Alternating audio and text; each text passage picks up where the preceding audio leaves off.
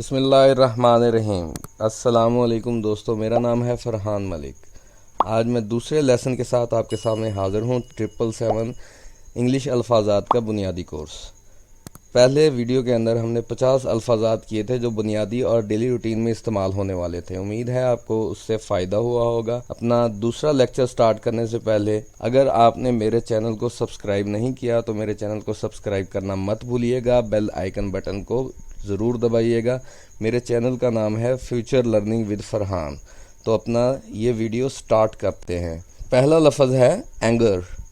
Anger, anger کا مطلب غصہ۔ ریکوائر، ریکوائر ضرورت کے لیے استعمال کیا جاتا ہے۔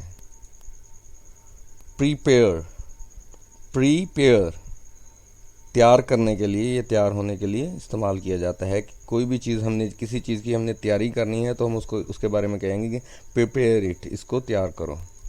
براڈ، براڈ، براڈ کا مطلب وسیع۔ Repeat, repeat دہرانا۔ Select, select, select کا مطلب منتخب کرنا یا انتخاب کرنا، کسی چیز کو چننا۔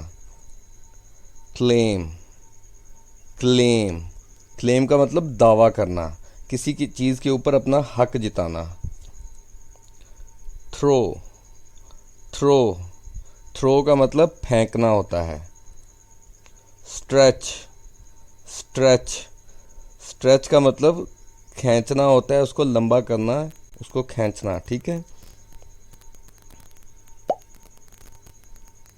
گیدر، گیدر، گیدر کا مطلب جمع کرنا ہوتا ہے، کسی چیز کو اکٹھا کرنا۔ دوستوں کو اکٹھا کرنے کے لیے بھی ہم گیدر کا ورڈ استعمال کرتے ہیں۔ چانس، چانس، چانس کا مطلب موقع ہوتا ہے۔ اپرچونٹی بھی کہا جا سکتا ہے، چانس بھی کہا جا سکتا ہے، دونوں کا مطلب سیم ہے، موقع۔ ڈٹرمائن، ڈٹرمن، ڈٹرمن، ڈٹرمن کا مطلب تعین کرنا ہوتا ہے۔ کاٹن، کاٹن، کاٹن کا مطلب کپاس ہوتا ہے۔ انوینٹ، انوینٹ کا مطلب ایجاد ہوتا ہے۔ کیمپ، کیمپ، کیمپ کا مطلب چھاؤنی ہوتا ہے۔ ارینج، ارینج، ارینج کا مطلب بندوبست کرنا ہوتا ہے، انتظام کرنا ہوتا ہے۔ اسپریڈ، اسپریڈ، اسپریڈ کا مطلب پھیلانا ہوتا ہے۔ اپوزٹ، اپوزٹ، اپوزٹ کا مطلب مخالف ہوتا ہے۔ چارٹ، چارٹ، چارٹ کا مطلب نقشہ ہوتا ہے۔ بلاک، بلاک، بلاک کا مطلب بند کرنے کے لیے استعمال کیا جاتا ہے۔ کنٹینیو، کنٹینیو، کنٹینیو کا مطلب جاری رکھنا ہوتا ہے۔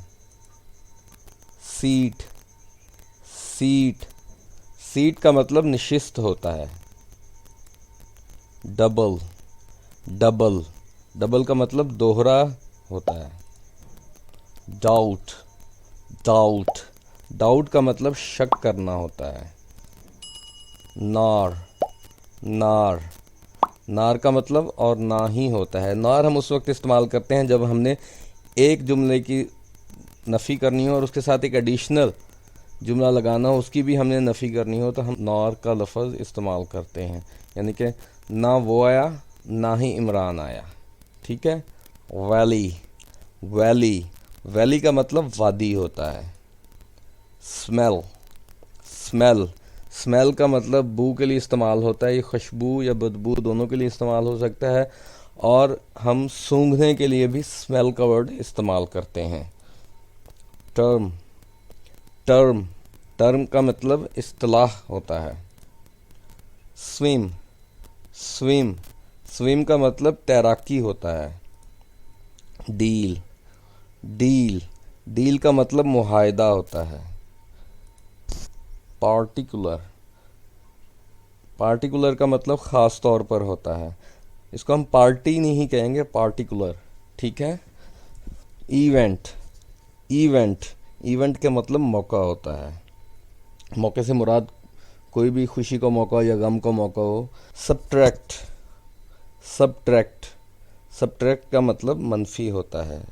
کمپنی، کمپنی، کمپنی کا مطلب موجودگی ہوتا ہے. موجودگی سے مراد کسی دوست کی موجودگی، کسی شخص کی موجودگی بھی ہوتا ہے. اور کمپنی سے مراد ایسی آرگنائزیشن جس کے اندر مختلف لوگ کام کر رہے ہوں تو اس کو بھی ہم کمپنی کہتے ہیں. سکسیس، سکسیس، سکسیس کا مطلب کامیابی ہوتا ہے.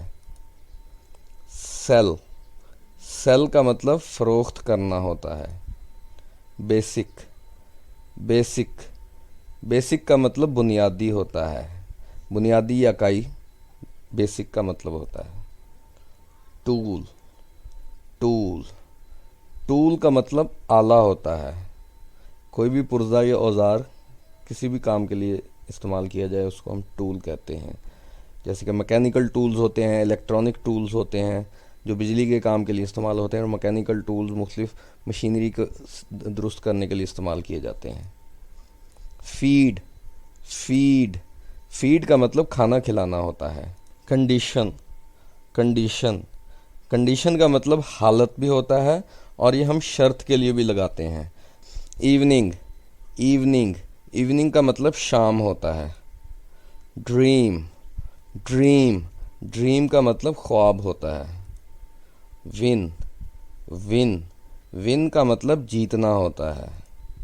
سلپ، سلپ، سلپ کا مطلب پرچی ہوتا ہے. کاغذ کی کوئی بھی پرچی، اس کے اوپر کچھ بھی نوٹ لکھا ہو تو ہم اس کو سلپ کہتے ہیں. یا کہ کیش کے لیے ہم جو سلپس کاغذ استعمال کرتے ہیں جس کے اوپر اس کیش کی تفصیل ہوتی ہے اس کو بھی سلپ کہتے ہیں. روپ، روپ، روپ رسی کے لیے استعمال ہوتا ہے.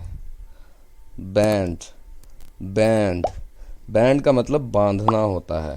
میس، میس کا مطلب بڑے پیمانے پر یا بڑی چیز یا کوئی بھی وزنی بڑی چیز کے لیے ہم میس استعمال کرتے ہیں. پچ، پچ، پچ کا مطلب لہجہ ہوتا ہے. لیڈ، لیڈ، لیڈ کا مطلب قیادت کرنا ہوتا ہے. جیسا کہ لیڈر، تو لیڈر کیا کر رہا ہوتا ہے؟ ایک پارٹی کی، ایک ٹیم کی یا ایک قوم کی قیادت کر رہا ہوتا ہے، تو قیادت کرنے والے کو لیڈر کہتے ہیں. باٹ، باٹ، باٹ بائے کی سیکنڈ فارم ہے.